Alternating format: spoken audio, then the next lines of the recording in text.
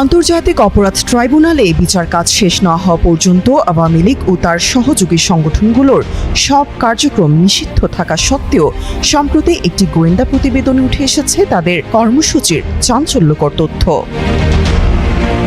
৫ আগস্টের পর থেকেই একের পর এক গোপন পরিকল্পনা করেই চলেছে বাংলাদেশের বর্তমান নিষিদ্ধ দল আওয়ামী লীগ।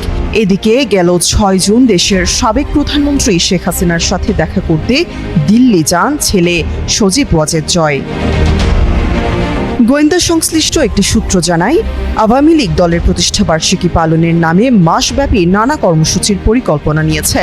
এর মধ্যে রয়েছে র্যাব, পুলিশের পোশাকে ছিনতাই, ডাকাতি করা, প্রধান উপদেষ্টা ডক্টর মোহাম্মদ ইউনূসের পদত্যাগ এবং ট্রাইব্যুনালের বিচার বন্ধের দাবিতে ঢাকা মহানগর ও বিভাগীয় শহরগুলোতে বিক্ষোভ মিছিল।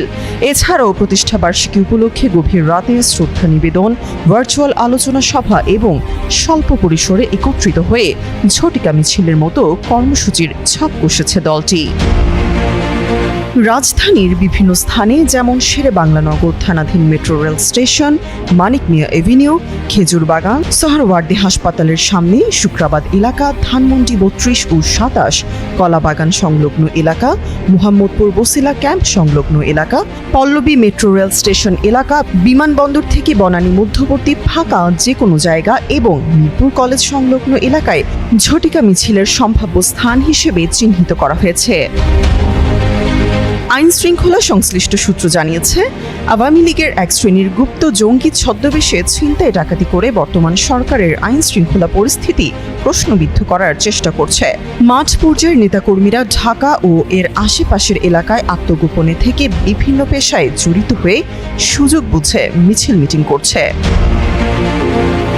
ঢাকা মহানগর পুলিশের মিডিয়া বিভাগের উপপুলিশ কমিশনার মোহাম্মদ তালেবুর রহমান জানিয়েছেন, আওয়ামী লীগ ও তার অঙ্গ সংগঠনের কার্যক্রমের উপর সরকারের নিষেধাজ্ঞা রয়েছে এবং যে কোনো কর্মসূচি অবৈধ।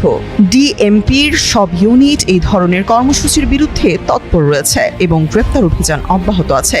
এসব তথ্য তুলে ধরে একটি প্রতিবেদন প্রকাশ করেছে দৈনিক দেশ রূপান্তর। তামান্না তাবাসসুম শ্রেয়া, যুগান্তর নিউজ।